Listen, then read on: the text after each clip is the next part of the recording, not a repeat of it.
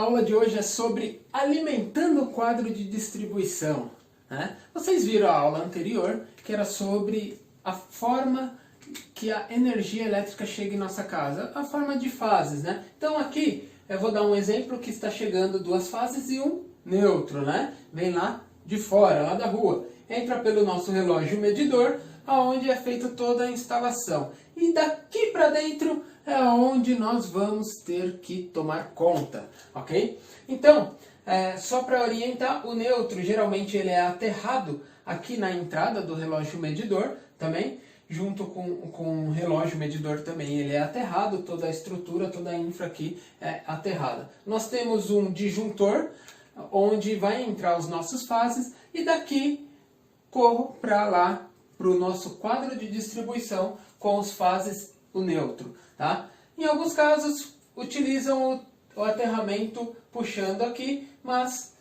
também pode ser feito um novo aterramento aqui no quadro de distribuição. Tá, ok? Então, vamos lá. Eu deixei essa forma aqui bem básica, né?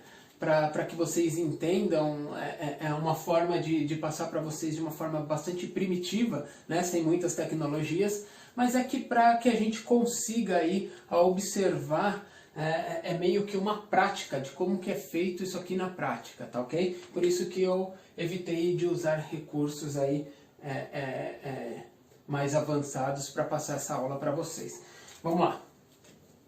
Então, eu vou vir com as fases, tá? Eu estou vindo com as fases lá do meu relógio medidor e vai entrar aqui no meu disjuntor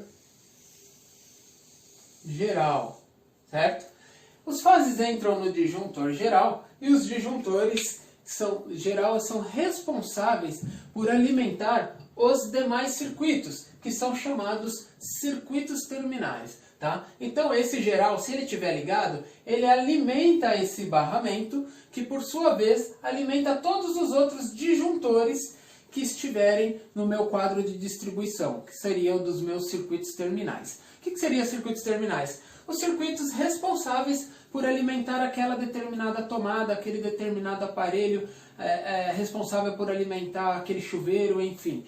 Os pontos de luz, né, de tensão que eu tenho na minha residência. Então, são os circuitos terminais. Ok? Esse geral desligado desenergiza todos e todos eles ficam sem energia. Eu fico sem energia na residência. Ok? Bom, eu também tenho neutro, tá? Eu tenho o barramento de neutro, né? Então, é um barramento que daqui vai sair todos os pontos de neutro das minhas instalações. Então eu tenho uma tomada lá 127 volts, tá? Então o que eu preciso para uma tomada de 127 volts? Eu preciso de um fase e eu preciso de um neutro. E também eu preciso de um aterramento, que é o pino central ali. Então, eu vou pegar o fase de um dos disjuntores, de um dos circuitos terminais, juntamente puxo um neutro aqui do ponto do barramento do neutro e vai junto com aquele fase para o meu circuito terminal, juntamente com o aterramento que ali está. Tá? Vamos fazer um exemplo aí bem básico, ok? E esse ponto de aterramento, né, eu vou deixar ele aqui, ó. Vou fazer um aterramento aqui, ó, pelo cantinho.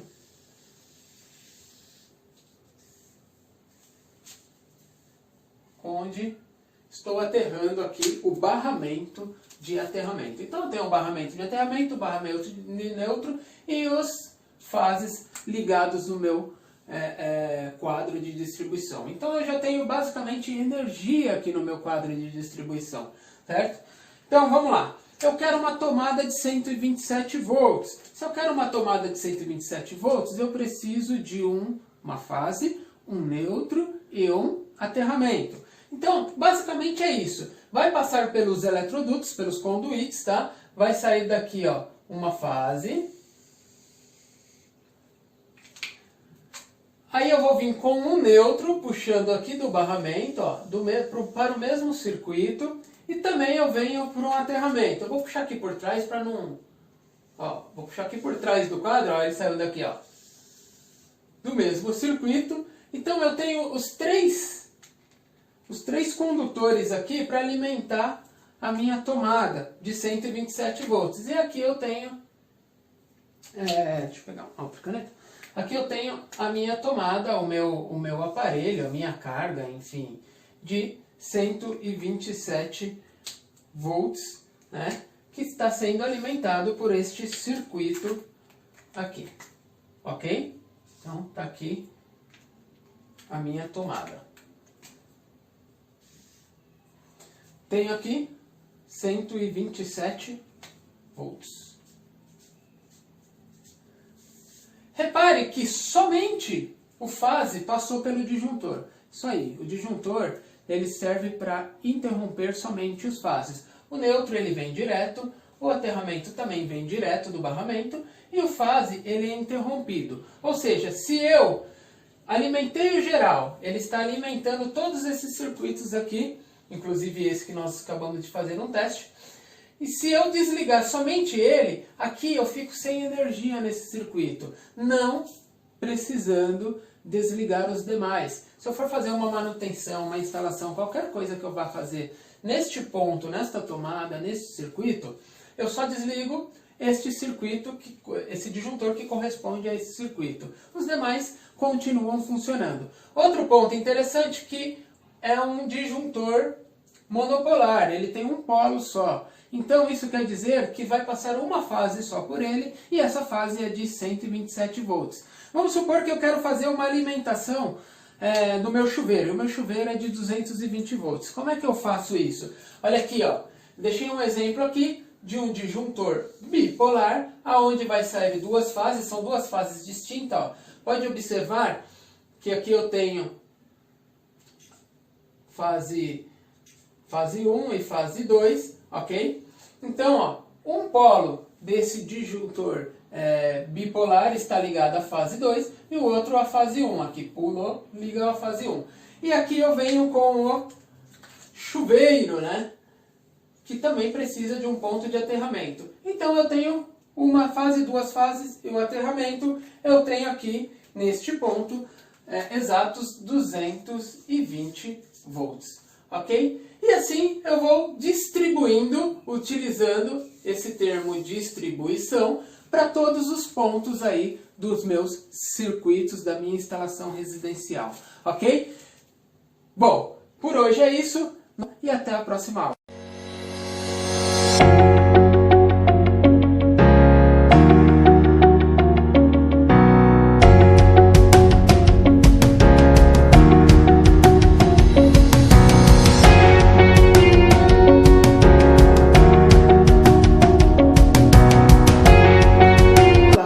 Tudo bem com vocês? A aula de hoje é sobre tomadas. Você sabia que existe tomadas de uso geral, como também existe tomadas de uso específico? O que vai determinar o tipo de tomada que eu vou utilizar naquele ponto? Bom, as tomadas de uso geral são aquelas tomadas onde um circuito alimenta vários pontos de tomada. Ou seja, eu tenho várias tomadas alimentadas por um circuito cuja a corrente nominal desse circuito não ultrapasse 10 amperes. E as tomadas de uso específico? O nome já diz, tomada de uso específico é específico àquele ponto, ou seja, é um circuito que alimenta aquele única tomada, aquele único ponto, ou seja, aquele único equipamento. Essas tomadas de uso específico, elas são utilizadas para equipamentos cuja corrente nominal ultrapasse 10 amperes. Ok? Vamos entender melhor na aula?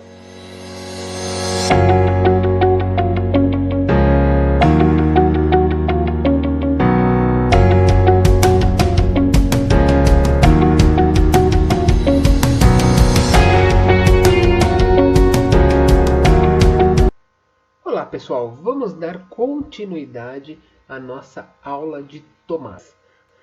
Então, como foi dito, existem dois tipos de tomadas, que são tomadas de uso geral e também as tomadas de uso específicos. Vamos entender em quais momentos nós devemos utilizar cada tipo de tomada. Então, o que são tomadas de uso geral?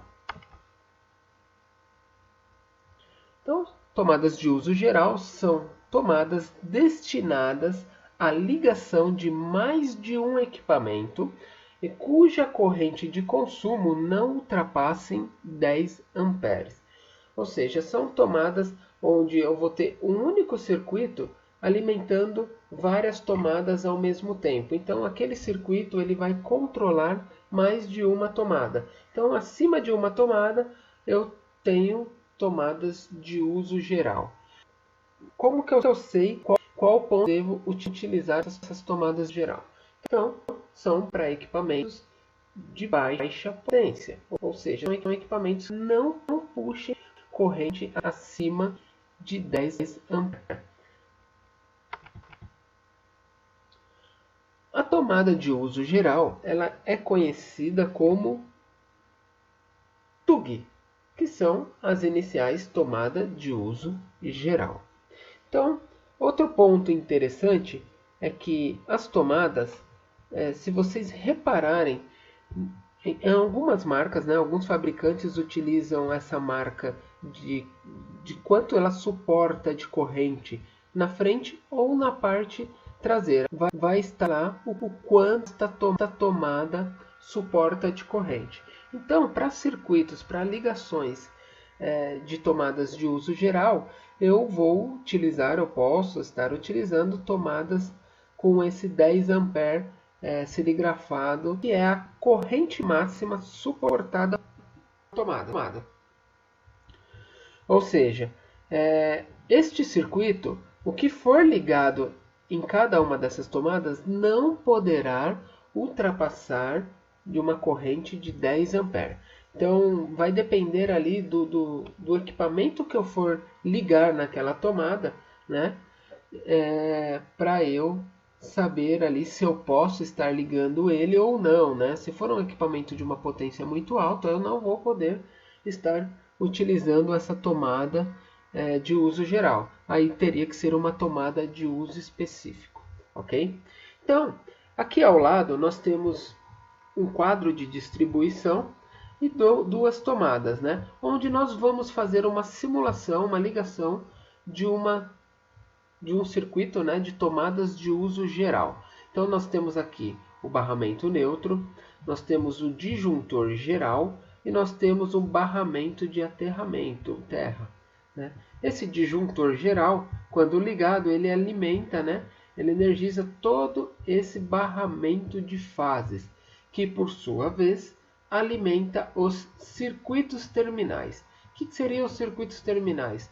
Os circuitos que vão destinar corrente elétrica, ou seja, onde vai destinar os pontos onde eu devo alimentar a minha instalação, ok? Então, aqui eu tenho um disjuntor, onde nós vamos fazer uma ligação para alimentar essas duas tomadas.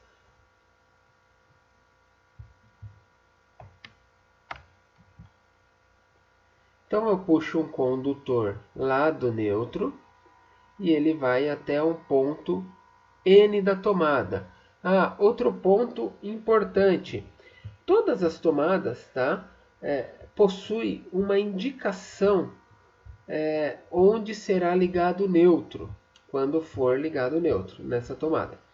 Então, todas as tomadas, às vezes na frente, muitas das vezes na parte traseira dela, vai estar a letra N. O N de neutro, onde vai ser ligada o condutor neutro. Essas demais demarcação acaba não vindo, né, a não ser o símbolo do aterramento, em algumas acaba vindo, mas o fase acaba não vindo aí destinado nas tomadas. Mas a gente sabendo onde é o neutro, onde não está marcado nada, seria o fase. Neste caso aqui eu marquei todos, né, para que a gente consiga fazer uma simulação de instalação aqui neste vídeo. Aí eu venho com o aterramento. O aterramento ele sempre será no pino central ali da tomada, né? E por fim, o fase. O fase ele sempre vai partir do disjuntor. Vocês percebem que o condutor de neutro ele vai direto para o ponto de destino, ele vai direto para a tomada. O de aterramento também não tem nada que interfere, não tem nada que interrompe. Já o fase, que é por onde vem a alimentação do circuito, ele é interrompido, sempre será interrompido por um disjuntor, tá?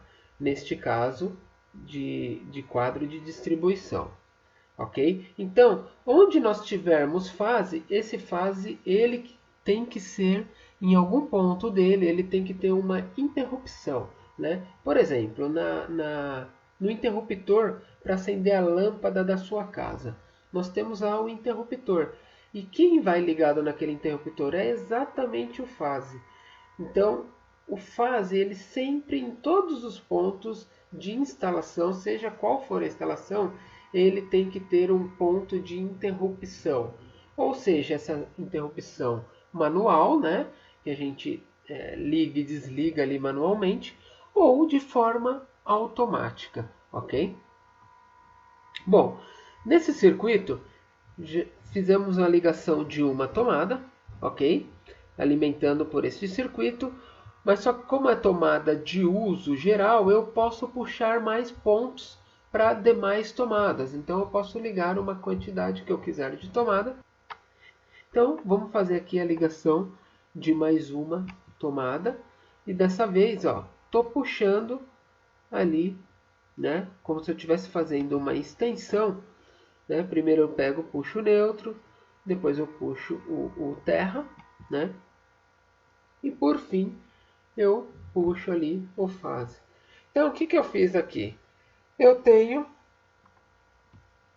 tensão elétricas aí nas duas tomadas, né? E olha que interessante, eu tenho 127 volts. Por que eu tenho 127 volts?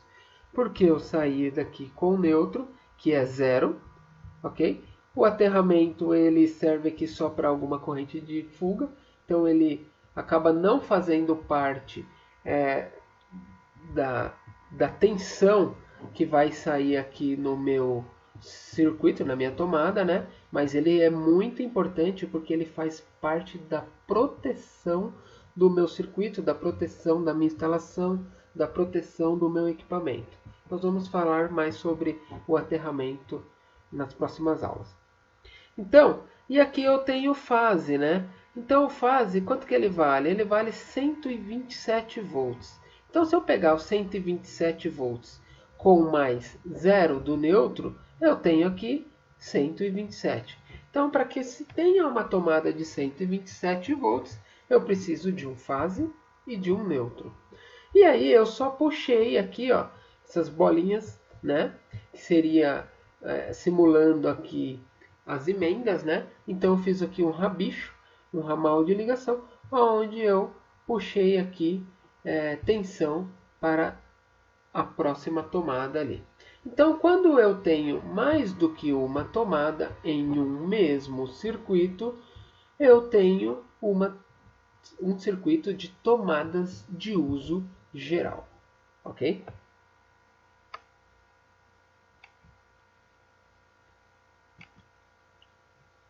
Aqui nós temos aqui as tomadas de uso específico. O que são tomadas de uso específico?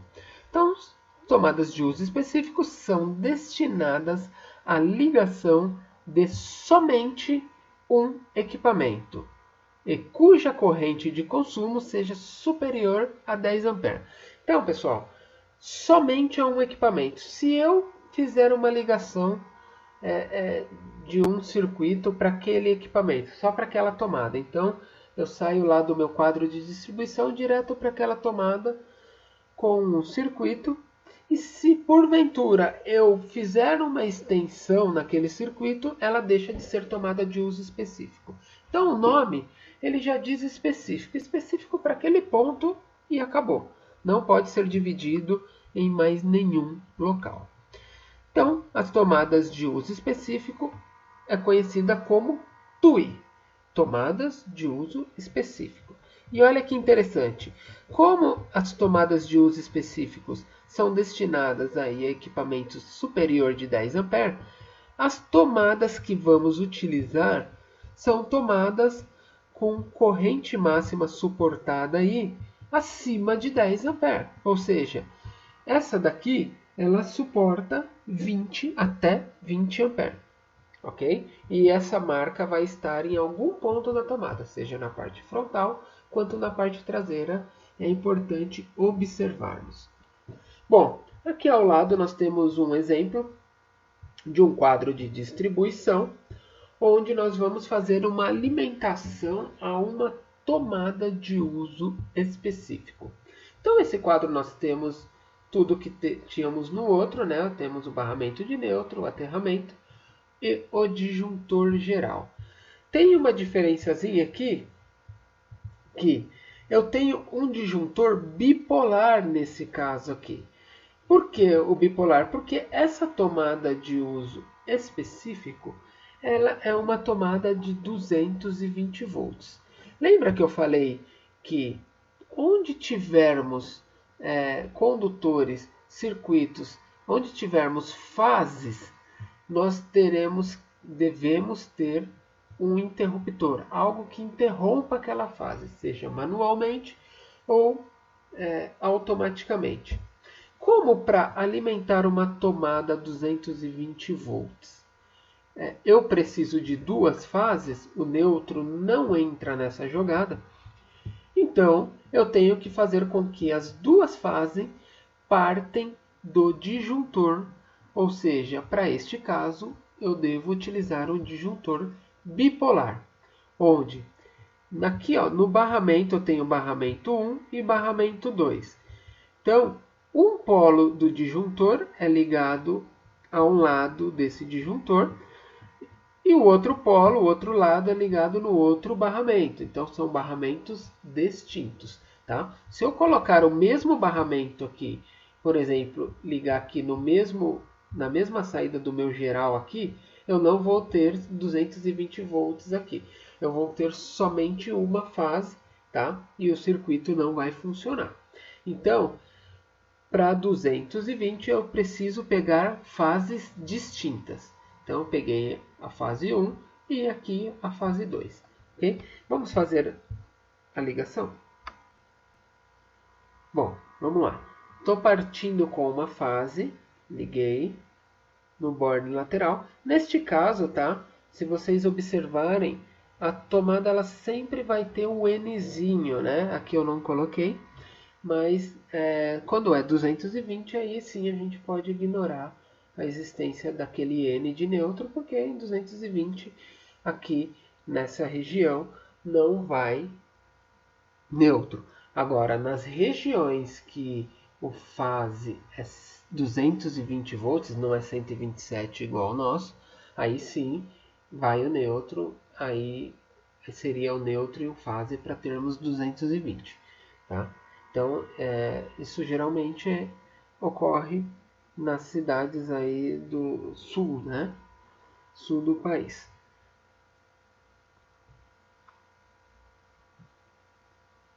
Bom, já venho com outro fase e vai ligar no outro ponto de fase. E como a norma pede, todas as tomadas, todos os circuitos devem estar aterrados por segurança. Então, o terra vem direto lá do barramento. E neste caso aí a gente não utiliza o neutro. Então, é um circuito único, eu não posso, como é tomadas de uso específico, eu não posso emprestar nem o fase e nem o aterramento para outro circuito. Esses pontos devem ser específicos para esse circuito, ok?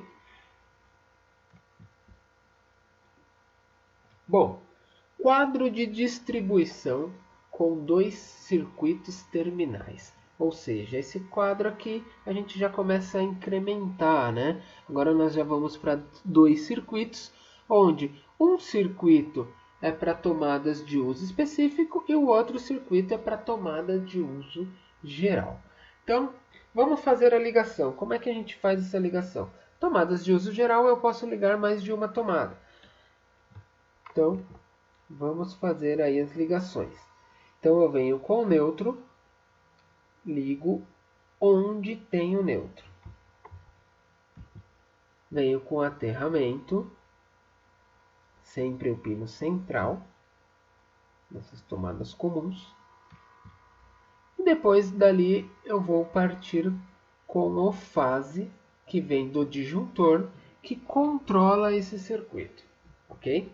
Como esse circuito, esse primeiro circuito, é um circuito de tomadas de uso geral, eu preciso alimentar mais uma tomada, como se nós estivéssemos na sala. Então, todas aquelas tomadas da sala, elas podem fazer parte de um mesmo circuito. Por quê? Porque na sala a gente dificilmente, né, normalmente, não se usa equipamentos acima, que puxem corrente acima de 10 A, ok? Então, a gente pode ali utilizar todas as tomadas de uma sala, por exemplo, para fazer a ligação do meu circuito. Então, feito isso, eu vou fazer a ligação da minha próxima tomada. Neutro.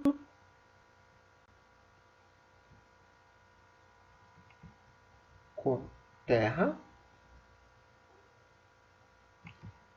Também com fase.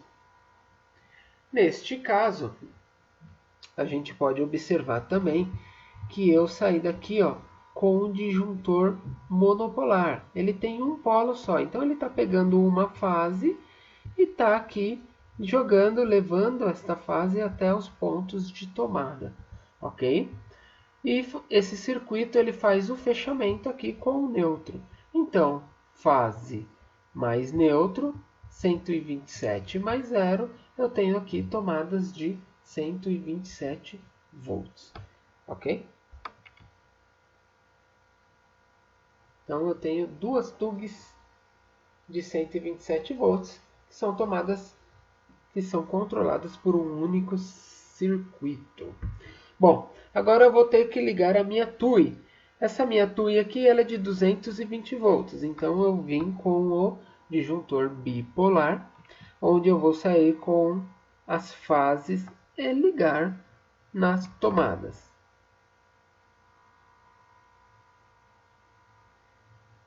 Bom, ligado as duas fases, faltou o aterramento.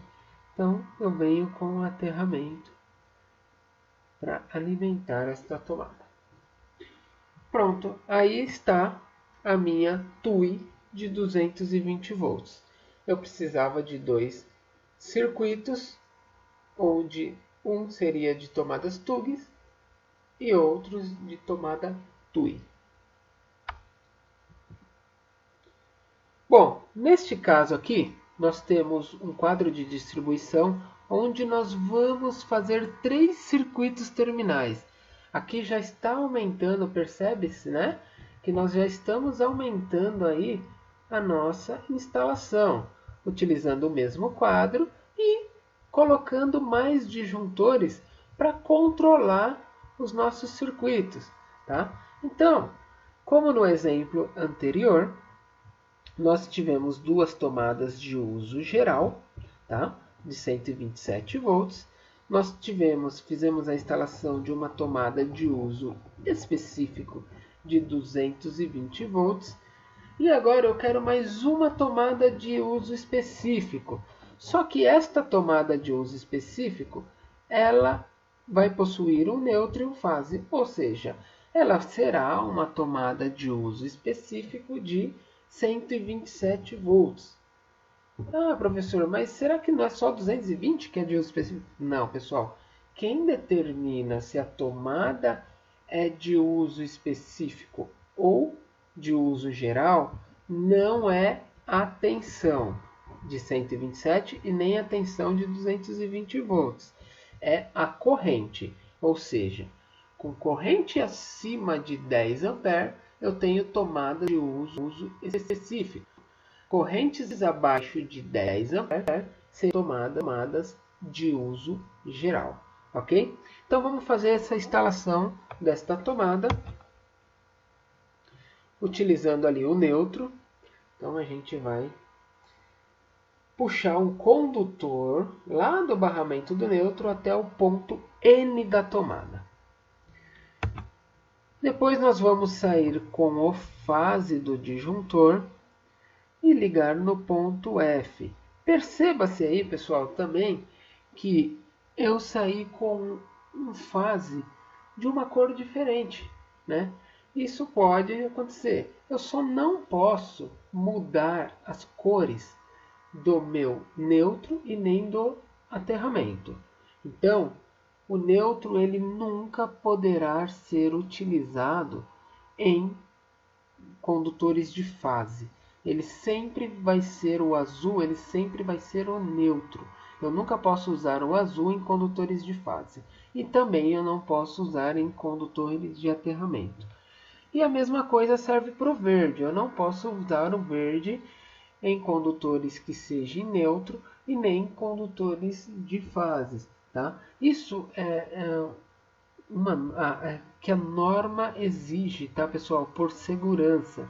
Então a gente deve obedecer essa segurança pela NBR 5410, onde ela determina que o verde sempre será para aterramento e o neutro será sempre o azul, ok? E as demais cores, como eu usei o amarelo, ele pode ser o fase, o vermelho ele pode ser o fase, o preto ele pode ser o fase, o marrom, o branco. Então todas as outras cores a gente pode utilizar aí como fases, tá? Então eu costumo utilizar as cores diferentes conforme os cômodos que eu vou fazer da instalação da residência. Por exemplo, na sala eu gosto de usar todas as fases de marrom, né? No quarto eu gosto de usar as fases de amarelo, enfim, e assim sucessivamente. Por quê? Porque quando esses condutores chegarem até o meu quadro de distribuição, eu vou ter um monte de condutor. Olha aqui, a gente já está saindo com 1, 2, 3, 4, 5, 6, 7, 8 condutores, né? Ligamos pouquíssimos circuitos, nem colocamos iluminação aqui, enfim. E já temos bastante condutores. E aí, pelas cores, eu já consigo saber de onde está vindo cada um deles. Oh, esse amarelinho aqui eu sei que está vindo do quarto. Esse vermelho eu sei que está vindo da cozinha. Enfim, e assim eu consigo me organizar melhor ali na minha instalação. Ok? Então, essa tomada que nós fizemos a ligação aí. Por último, faltou o aterramento. Então eu venho lá do barramento com o condutor de terra, né? E aí sim eu acabo de terminar a instalação da minha tomada. Este aqui é um circuito de tomadas de uso específico de 127 volts. Ou quer dizer que o que eu vou ligar aqui nessa tomada, quando eu ligar, a corrente que vai passar por ela seria uma corrente superior a 10 amperes. Bom, pessoal, então ficamos por aqui e até a próxima aula. Olá, pessoal! Nossa aula de hoje é sobre fator de demanda. Já ouviu falar em fator de demanda? Para que serve o fator de demanda? Diria que é um dos pontos mais importantes aí da instalação elétrica. Ele é mais utilizado aí, calculado pelos engenheiros eletricistas e projetistas. Aí que está a diferença dos nossos alunos. Vamos aprender a calcular o fator de demanda para que as nossas instalações não sejam superdimensionadas e evitando gastos desnecessários com a instalação. Bom, o que seria o fator de demanda? O fator de demanda nada mais é que uma variável onde, através de porcentagem, irá calcular toda a potência instalada de uma residência para que ela seja utilizada de uma maneira simultânea. Ficou um pouco complicado, não? Bom, vamos lá, vou dar um exemplo mais claro. Imagine aí dentro da sua residência agora. Dá uma olhada aí em todos os pontos que você tem de energia elétrica, ou seja, todas as tomadas, todas as instalações de iluminação, todos os seus equipamentos, né? Geladeira, fogão, chuveiro, enfim. Todos esses pontos, é impossível de a gente estar utilizando todos esses pontos ao mesmo tempo, né? Então, todos esses pontos quer dizer a potência instalada da nossa residência. Mas o cálculo, o fator de demanda, ele calcula através de uma porcentagem o que de fato você usaria de forma simultânea.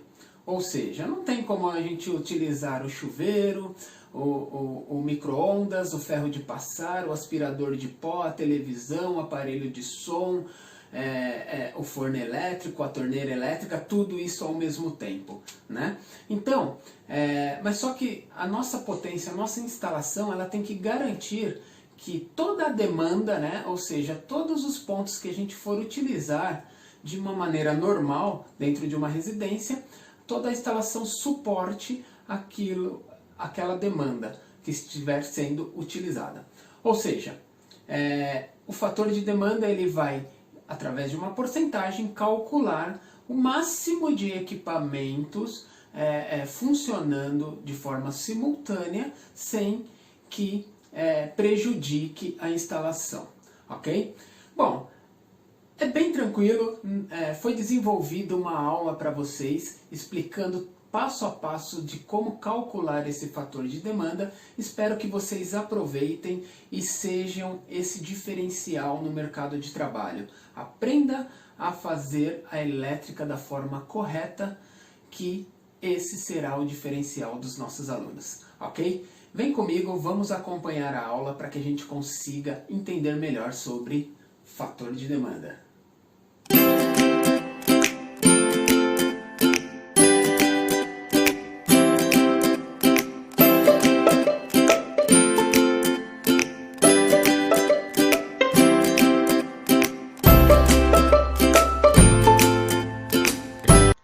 Olá pessoal, vamos dar início aí à nossa aula de fator de demanda. Então, quando a gente vai falar em fator de demanda, é importante a gente saber dois pontos aí, que seria potência instalada e potência demandada. Bom, o que seria potência instalada? É a soma das potências nominais de toda instalação elétrica, ou seja, é a soma de todas as potências dos equipamentos que estariam ligados às tomadas e toda a parte de iluminação também. A potência instalada é tudo aquilo que eu tenho em potência em casa. Então eu vou pegar a potência de todos os meus aparelhos, né? Somar todas elas e isso vai me dar ali a potência instalada, ok? Bom, potência demandada é uma porcentagem que representa o quanto da potência instalada será utilizada de forma simultânea, ou seja, ao mesmo tempo. Bom, é óbvio que se eu pegar todos os meus aparelhos, meus eletrodomésticos, e ligar, eu não vou conseguir ligar todos ao mesmo tempo, né? Porque a gente não consegue utilizar todos ao mesmo tempo. Não tem como a gente estar ligando o chuveiro, o micro-ondas, o forno elétrico, a máquina de lavar, o secador de cabelo, o aspirador de pó, a televisão. Numa condição normal, a gente não consegue usar todos esses equipamentos, né, ao mesmo tempo. Então, para isso, existe aí o fator de demanda, né, que ele vai calcular uma porcentagem ali que representaria ali o quanto de potência instalada seria utilizada simultaneamente, tá? Então, através de um cálculo, ele vai me dar uma quantidade ali de potência, né, que seria abaixo da potência instalada, mas que poderia estar sendo usada sem nenhum problema ali de utilização ali para o usuário. Bom, tendo em vista isto, né, tendo isto como base, devemos dividir nossa potência instalada em duas partes. Então, eu vou pegar tudo que eu tenho de potência instalada nessa minha instalação e vou dividir em duas partes. A primeira parte é os circuitos de iluminação e tomadas de uso geral, né, as TUGs. Eu vou separar dos circuitos de tomadas de uso específicos, as TUIs. Bom, vamos lá. Aqui, ó, eu tenho uma tabela, tá? Que seria a tabela 1, onde eu peguei todos os pontos instalados de uma residência, eu vou fazer uma instalação e na residência tem todos esses pontos aqui. Então peguei todos os pontos dessa residência e coloquei aqui numa tabela. Bom, aqui a iluminação, por exemplo, eu tenho 8 lâmpadas de 60 watts, né? Então coloquei aqui. Chuveiro eu tenho uma torneira elétrica, uma televisão, uma geladeira, uma máquina de lavar, um micro-ondas e um secador de cabelo. Outro ponto importante é colocar ali qual a tensão de alimentação de cada um desses equipamentos, né? Que aí assim eu consigo saber qual que é a entrada ali, se é monofásico, se é bifásico, se é trifásico, enfim. O circuito de iluminação é de 127 volts, o chuveiro é de 220, a torneira elétrica é 220, a televisão 127 e assim sucessivamente, ok? E aí eu peguei lá a potência de cada um deles. 8 vezes 60 deu 480 aqui, que é a quantidade de lâmpadas que eu tenho, de potência de iluminação. O chuveiro, ele é um chuveiro de 5.800 watts. A torneira elétrica 2.500 watts, a televisão de 150 watts, a geladeira de 500 watts, a máquina de lavar de 1.500 watts, o micro-ondas de 2.200 watts e o secador de cabelo de 1.000 watts. Bom, eu peguei a potência e a tensão, né? Eu peguei a potência e dividi pela tensão para encontrar qual é a corrente nominal de cada um desses aparelhos, né? Então, vamos lá. Peguei 480 dividir por 127. No circuito de iluminação, eu tenho ali uma corrente de 3,77 ampere. O meu chuveiro ligado em uma potência na temperatura máxima dele ali, vai puxar uma corrente elétrica de 26,36 ampere. A torneira elétrica de 11,36, a televisão de 1,18 ampere, a geladeira de 3,93 ampere, a máquina de lavar de 11,81 ampere, o micro-ondas de 17,32 ampere e o secador de cabelo de 7,87 ampere. Se eu somar todas essas correntes aqui, no meu circuito, se tivesse tudo isso aqui ligado, no meu circuito ia estar puxando uma corrente de 83,6 ampere, uma corrente bastante alta, né? Bom, é para isso que existe aí o fator de demanda, para que a gente consiga ali filtrar, já sabendo que todos esses equipamentos não estariam ligados ao mesmo tempo, né? Muito difícil isso acontecer, diria ali que quase impossível, né? A não ser que seja feito de propósito, mas numa utilização normal não seria possível. Estaria ali passando uma corrente pelaquele circuito de 83,6. Bom, qual que é o segundo passo aí, nesse caso? Vamos separar, né, como pede no slide anterior, aqui, ó, devemos dividir nossa potência instalada em duas partes, parte de circuitos de iluminação e TUGs e circuitos de TUIs, né? Então, voltando aqui, nós temos aqui circuitos de iluminação e TUGs, extraído aqui da tabela 1 para a tabela 2, a iluminação é abaixo de 10 A, então a gente pegou todos os circuitos que são abaixo de 10 A, mais a iluminação, e colocamos nessa tabela. Abaixo de 10 A são tomadas de uso geral. Nós já aprendemos isso nas aulas anteriores. Bom, a iluminação, a televisão de 1,18 A, a geladeira de 3,93 e o secador de cabelo de 7,87 A.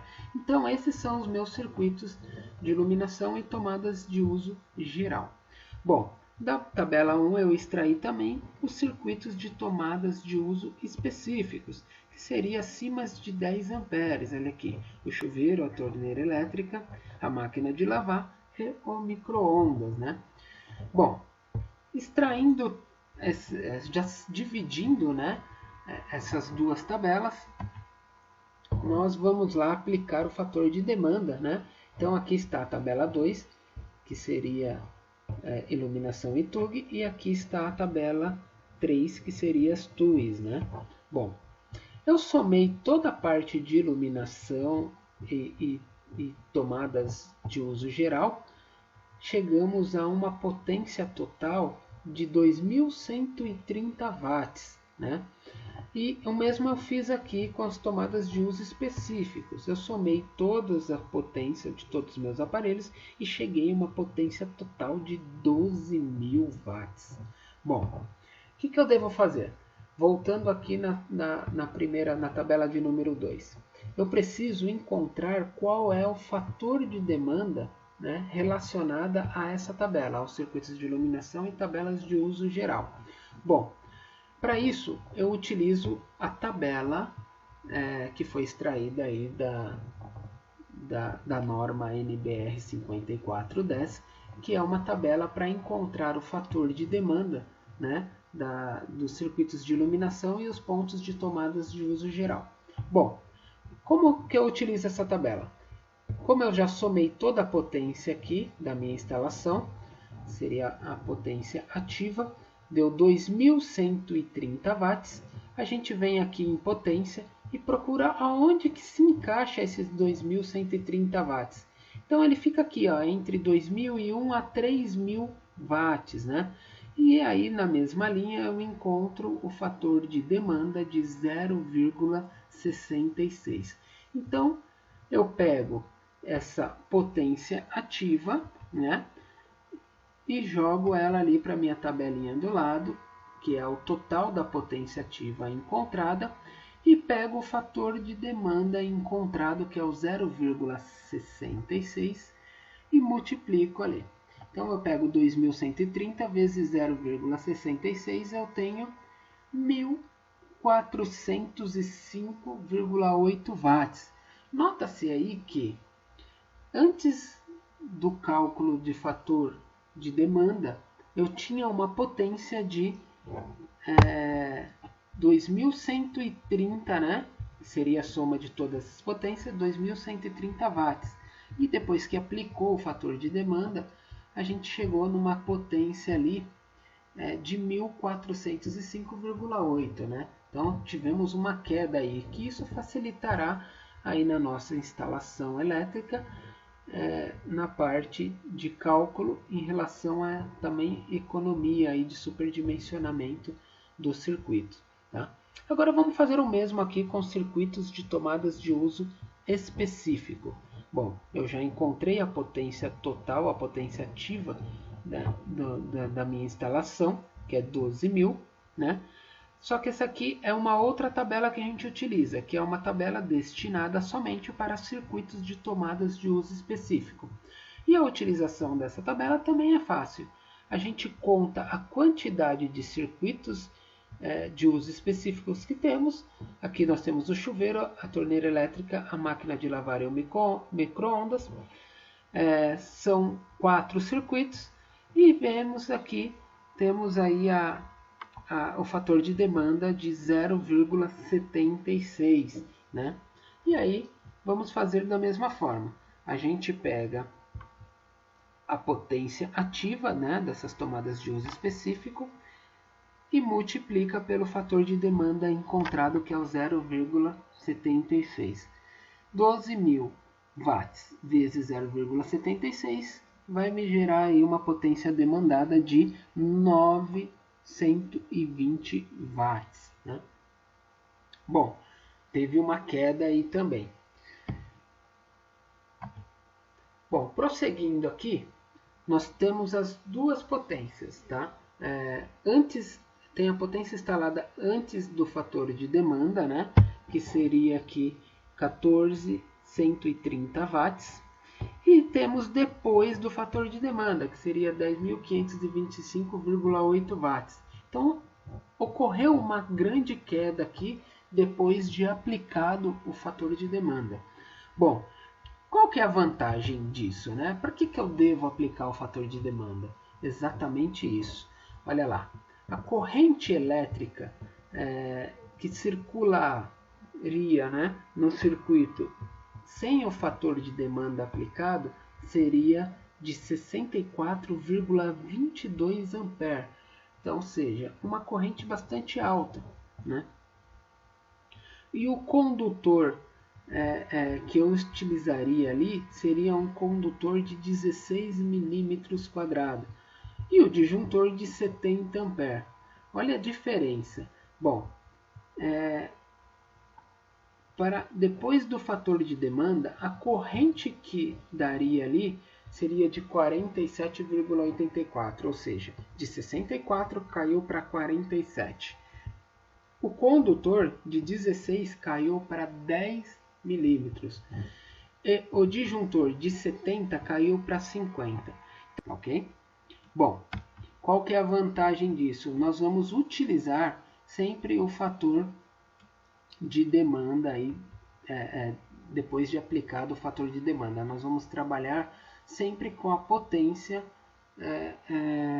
com o fator de demanda aplicado, tá? Isso vai evitar aí gastos desnecessários e dor de cabeça com resultados mais altos aí de corrente e condutor e disjuntor.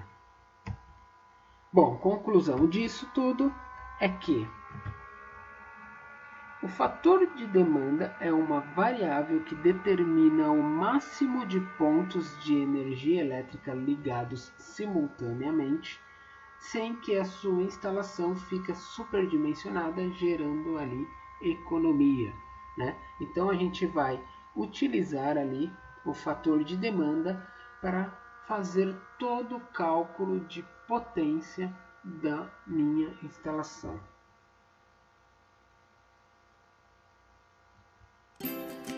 Bom, com isso ficamos por aqui. Espero que vocês tenham compreendido aí como é que funciona o cálculo de fatores de demanda e que comecem a partir de agora sempre ter essa visão de aplicar o fator de demanda antes de iniciar ali qualquer instalação, ok?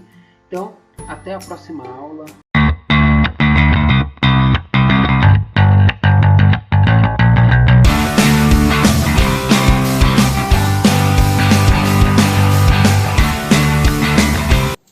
Pessoal, sejam bem-vindos à aula de hoje sobre disjuntores.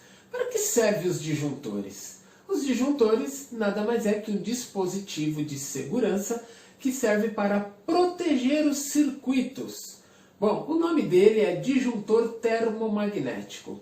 Ao circular uma corrente neste circuito, a temperatura desse circuito vai sofrer uma elevação e essa elevação será monitorada o tempo todo por esses disjuntores, onde se passar o nível dessa temperatura da forma que foi dimensionado esse circuito, o disjuntor vai desarmar. Como é que funciona isso? Os disjuntores eles possuem uma chapa chamada chapa bimetálica internamente, onde essa chapa fica passando corrente elétrica constantemente enquanto o circuito estiver em funcionamento. E se essa temperatura for elevada acima do que essa chapa suporta, essa chapa vai se empenar, ela vai se encurvar, acionando o circuito magnetismo que tenha dentro deste disjuntor, fazendo com que ele desarme.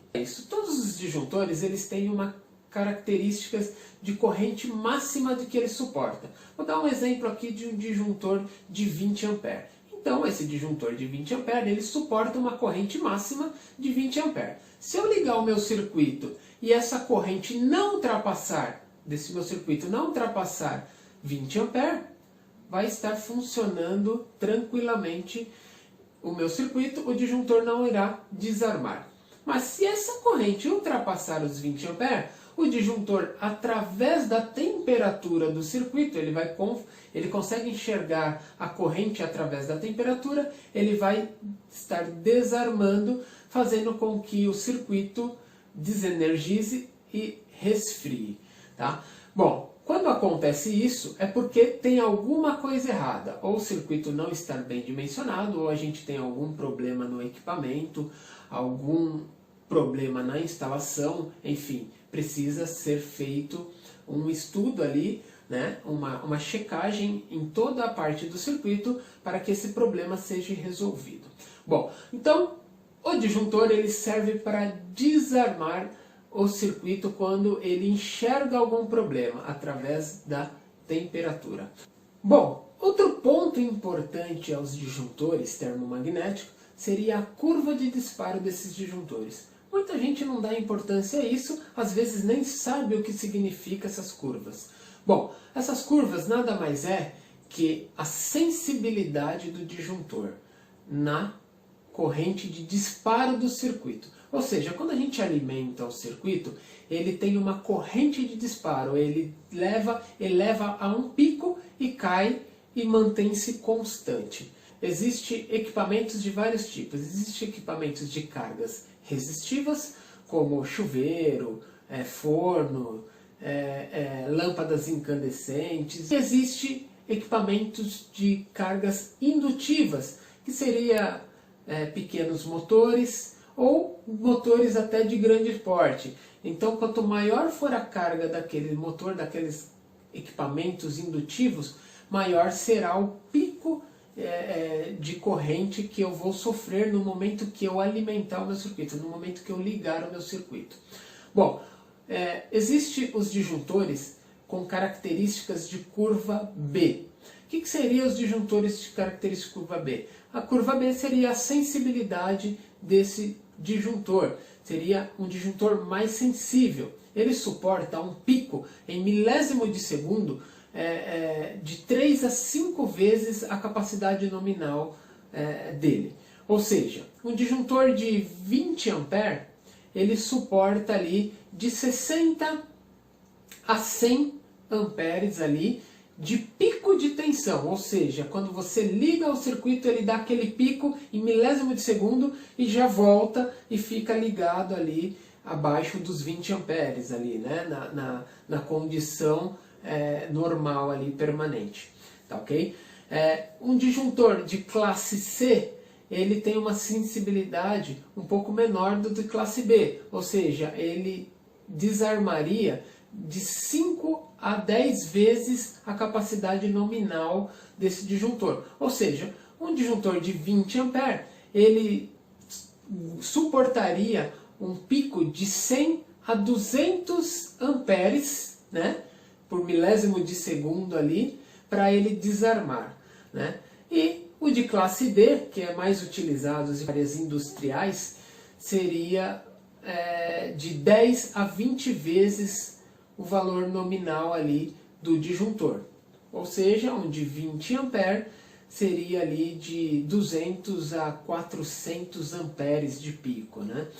Então, nós devemos levar em consideração, porque se a gente colocar um disjuntor de classe B, que a sensibilidade dele é maior, o pico de corrente que ele suporta é menor do que os demais, em um equipamento que vai exigir um pico, né, de corrente acima do que ele suporta, quando você ligar esse circuito, esse pico de corrente vai ultrapassar o que ele suporta e ele não vai deixar o circuito ligado, ele vai ficar desarmando constantemente.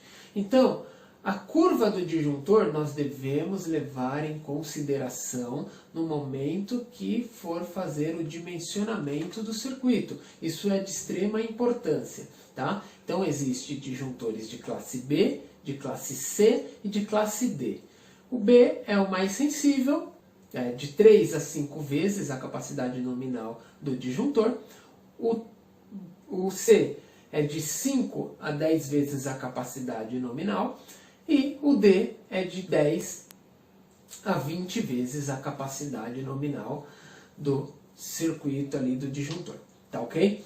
Então, por que não existe disjuntores de classe A? Tem alguns alunos que fazem essa pergunta, é até uma curiosidade, né? Não existe o de classe A porque a classe do disjuntor A confundiria ali com a unidade de medida da corrente, o ampere. Então, por isso que só existe disjuntores aí com curvas características de classe B, C e D. Outro ponto importante a quantidade de polos que existe no disjuntor. Então temos disjuntor monopolar, bipolar, tripolar, tetrapolar, enfim, e assim sucessivamente. Na residência, utilizamos aí normalmente o monopolar e o bipolar.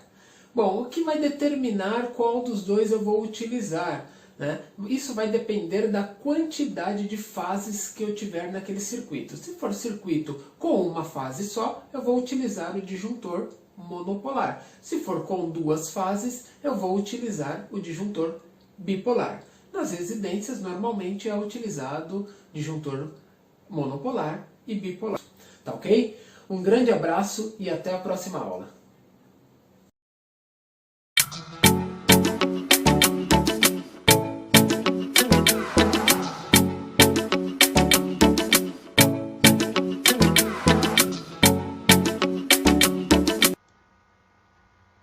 Olá pessoal, vamos falar hoje sobre aterramento.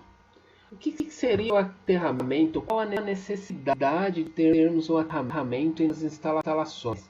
Bom, o aterramento ele serve tanto para proteger o usuário de fugas de corrente elétrica, quanto também proteger o aparelho, o equipamento aí de algum dano causado aí por fuga de corrente elétrica. Tá? Então o terra é um conector que possui valor igual a 0 volt absoluto, ou seja, seu valor não se altera. Dessa forma, ele é responsável por eliminar a sujeira elétrica dos componentes, pois toda a carga eletrostática acumulada neles é descarregada para a terra. Bom, então como é que funciona isso? Um equipamento ligado numa instalação que não possui o aterramento, se tivermos alguma fuga de corrente, essa corrente ela vai sair do circuito e ela vai querer pegar um outro caminho ligado à terra. Se não temos o aterramento que é ligado diretamente à terra, essa corrente de fuga certamente ficará ali sobre a carcaça deste equipamento, podendo ali gerar algum risco ao usuário ou à pessoa que tocar nessa carcaça. Ok? Então, o aterramento ele é de extrema importância também para a segurança do usuário. Bom, e quanto ao equipamento? O equipamento, a carcaça dele não foi feita para ficar energizada. Por isso, toda a carcaça ela é ligada diretamente ao ponto de terra. Então, aquele terceiro pino lá da tomada, ele está ligado no ponto de terra do circuito e também da carcaça dos aparelhos.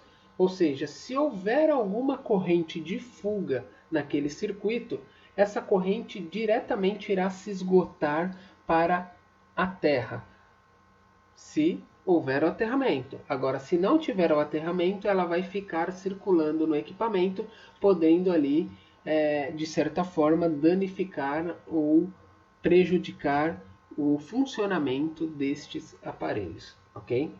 Bom, o aterramento ele é composto aí por uma haste que é fincada ao solo, né?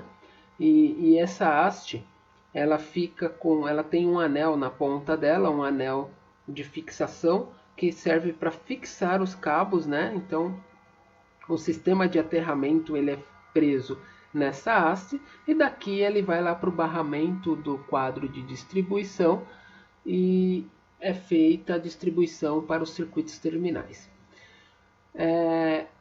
Ela também possui aqui uma caixa de inspeção. Para que é essa caixa de inspeção? Essa caixa é uma caixa de visualização ali para colocar alguns sais, algum produto que mantém uma baixa resistência neste ponto.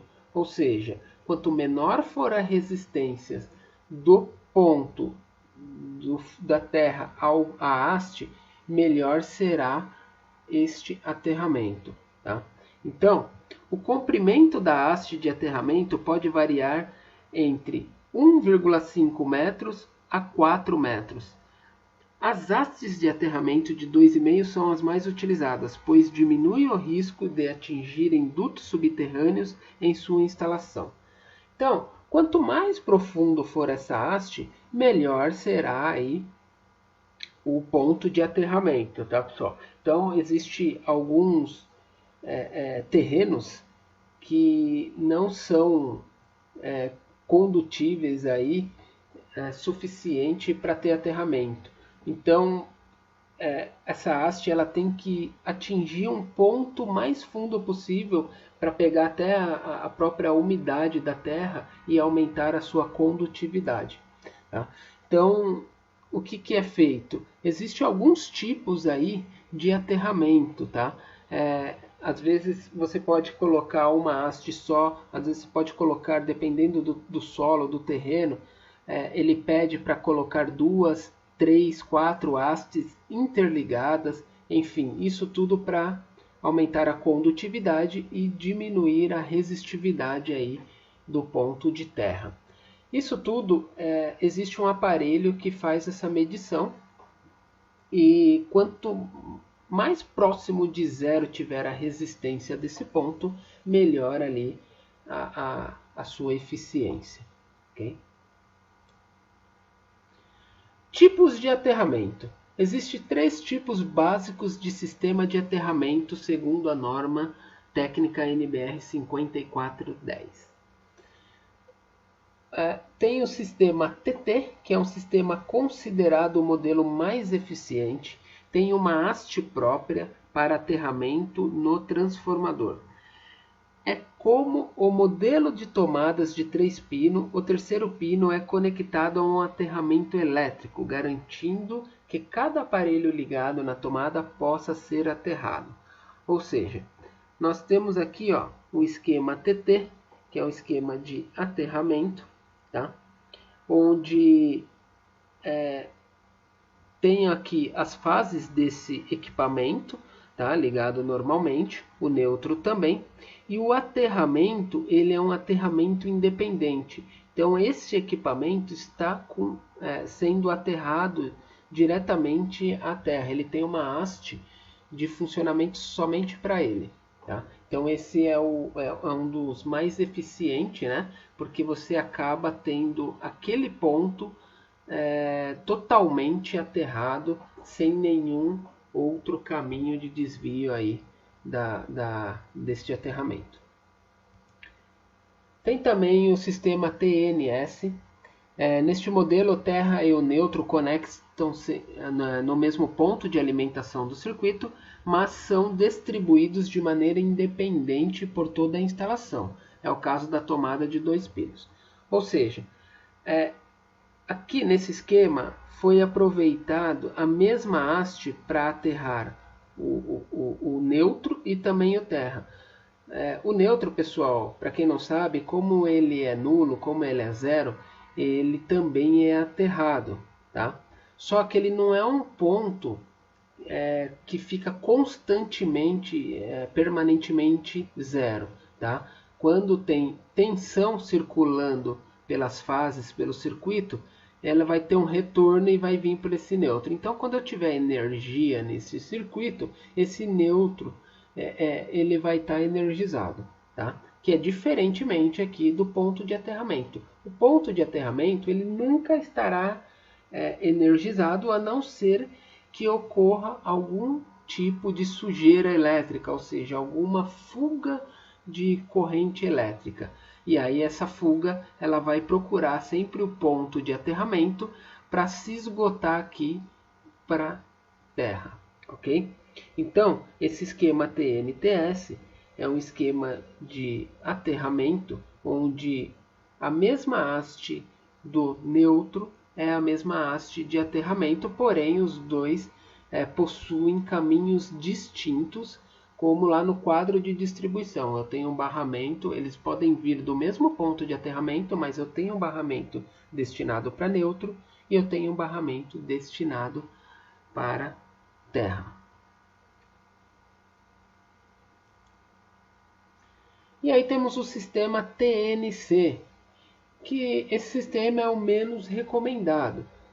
esse sistema tem o fio terra e o neutro conectados no mesmo ponto de alimentação do circuito e são distribuídos no mesmo condutor.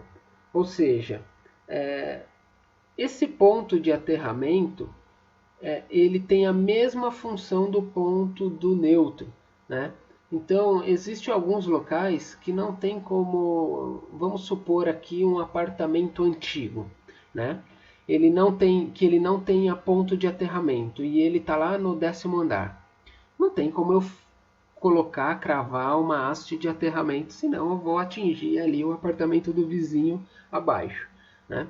Então, nesses casos, se eu tenho um ponto de neutro, sabendo que esse neutro ele é aterrado, eu posso estar ali utilizando esse mesmo ponto como aterramento. Porém, né, nos meus pontos de aterramento, de certa forma, quando eu tiver aqui funcionamento aqui o meu circuito, eu vou ter energia constante, não somente no ponto de neutro, como também no ponto de aterramento. Então, esse aqui é o menos recomendado. Esse é um tipo de sistema que é utilizado quando não tem como fazer aí um aterramento. Aí a norma permite que seja feito dessa forma para que se cumpra aí as regras de segurança. Tá ok? Bom, eu peço para vocês que sempre façam as instalações aí de acordo com a norma, porque a norma ela sempre visa o funcionamento da forma correta e principalmente com segurança. Se a gente decidir em não colocar o aterramento em determinada instalação, saiba que estamos correndo risco, estamos expondo os usuários a riscos e também estamos expondo aos equipamentos que estariam sendo alimentados ali a sofrerem alguns danos, tá? Então, é importante aí a gente fazer as coisas da maneira que a norma pede, justamente para evitar tipo de transtornos aí que não são legais, tá ok? Então, ficamos por aqui, até a próxima aula.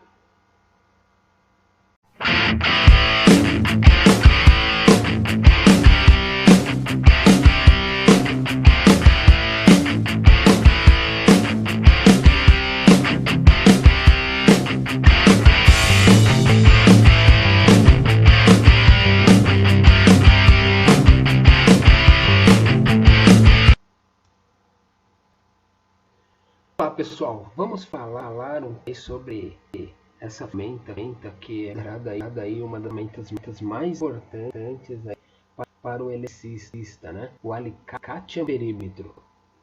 O alicate amperímetro é um instrumento de medição que possui um formato de alicate para medir a corrente elétrica de um circuito em funcionamento de forma indireta. Este também tem a função de voltímetro para medir tensão elétrica. Então, quando a gente fala que ele serve para medir a corrente elétrica de um circuito de forma indireta, dizer que a gente não precisa fazer nenhuma modificação no circuito para saber qual é a corrente, né? É simples e fácil utilizar o alicate amperímetro aí para saber a corrente de qualquer circuito. Bom, como que isso funciona? O funcionamento do alicate amperímetro é bem simples. Quando ele vai realizar a função de medição de uma corrente via alicate, ele usa somente suas pinças. Então, através dessas pinças aí, a gente consegue fazer a medição da corrente elétrica, né? E é importante dizer que a corrente elétrica ela funciona por toda a extensão do circuito, ou seja, vamos supor aqui um circuito de 127 volts. Então ela entra pelo fase, executa o trabalho e retorna pelo neutro, né?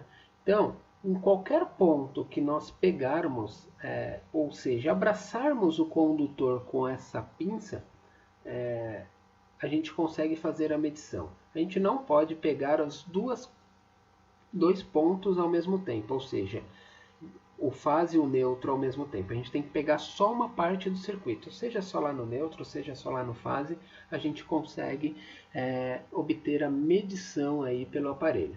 Se pegar as duas fases os dois pontos ao mesmo tempo, isso vai gerar uma confusão, porque a corrente ela vai estar indo para um sentido e retornando de outro. Isso vai gerar uma confusão para o aparelho e ele vai não conseguir efetuar a leitura.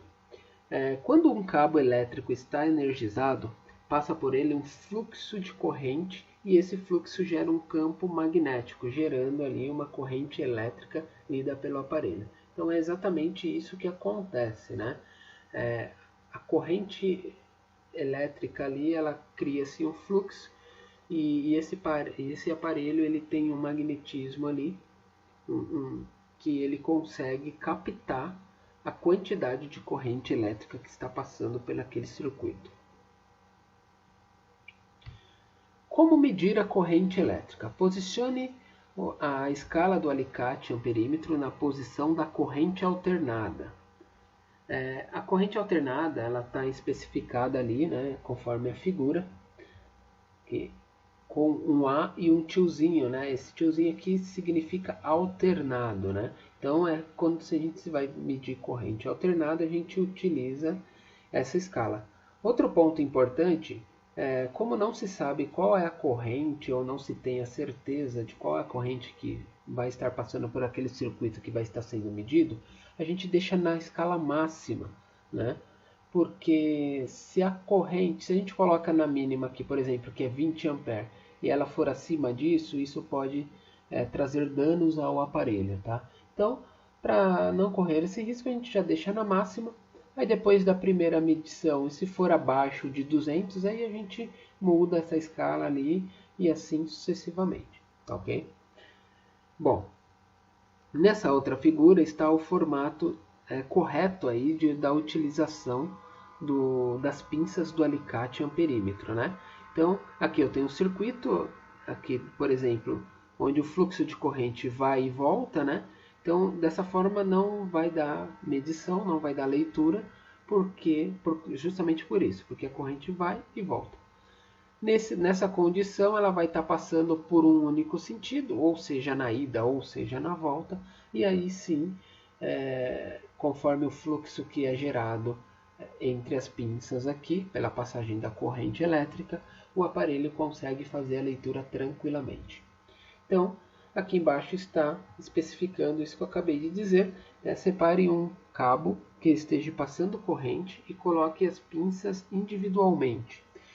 Não meça dois condutores no mesmo alicate, pois pode causar uma leitura errada. Após colocar o cabo dentro das pinças do alicate, o aparelho irá realizar a medição da corrente elétrica e irá imprimi-la no painel digital. Ok?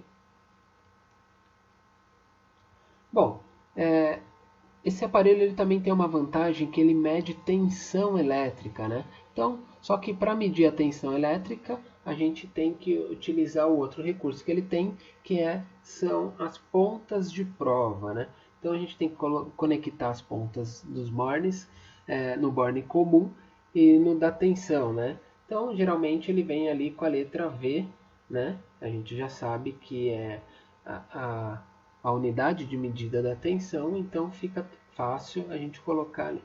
Coloque a chave seletora na posição da tensão, então a gente vai ter que mudar essa chave seletora para a posição da tensão, né? E se for tensão alternada, é o V com tiozinho, e se for contínua, dois riscos aqui contínuos, né? Então, com esses passos feitos, coloque as pontas de prova na fase, neutro, ou fase-fase, caso seja tensão alternada.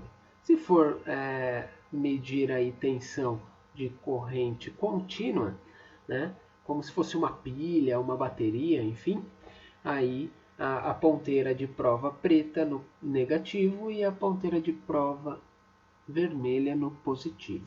Tá?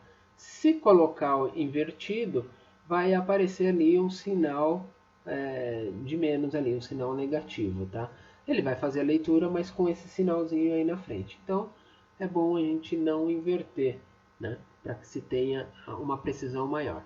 Quanto a corrente aí, a tensão da alternada, não importa ali, a gente não, por ela ser alternada, não vai ter polaridade, não tem positivo e negativo, tá? E aí a medição é feita dessa forma, né? Então uma ponteira no fase ou no neutro, né? E a outra no fase ou no neutro, ok? E aí vamos obter ali a tensão que está sendo lida ali pelo aparelho. Tá? É importante também colocar o indicador aqui do amperímetro na posição maior que tiver na tensão, ali, na tensão maior que tiver no aparelho, para evitar danos ao equipamento. Aí tem o teste de continuidade, né, que dá para fazer também com esse aparelho. Esses testes servem para verificar se existe algum rompimento ao longo do circuito, ou se tem curto-circuito na instalação. Para verificar o rompimento no circuito, colocar na escala de continuidade e com as ponteiras medir do início do circuito ao ponto desejado. Se no visor do instrumento aparecer próximo de zero, ou apitar, tem alguns instrumentos que apitam, né? Significa que o circuito não está rompido. Agora, se não acontecer nenhum desses sinais, ele estaria rompido. E para analisar ali se o circuito está em curto, o procedimento é basicamente o mesmo, mudando somente os pontos de verificação. Quando a gente fala em um circuito em curto, quer dizer que o fase, de repente, ele está em curto-circuito com algum outro ponto, ou com neutro, ou com ponto de aterramento, e vice-versa. Tá? Então, isso vai fazer com que o disjuntor desarme constantemente, a instalação, o circuito não funcione. Aí a gente faz essas medições para ver se está tudo certo aí, se tem algum ponto do circuito rompido ou se tem algum ponto do circuito em curto. Tá? E é importante dizer, pessoal, que esses testes devem ser realizados somente com a energia elétrica desligada. Então, o circuito ele deve estar desenergizado. Tá?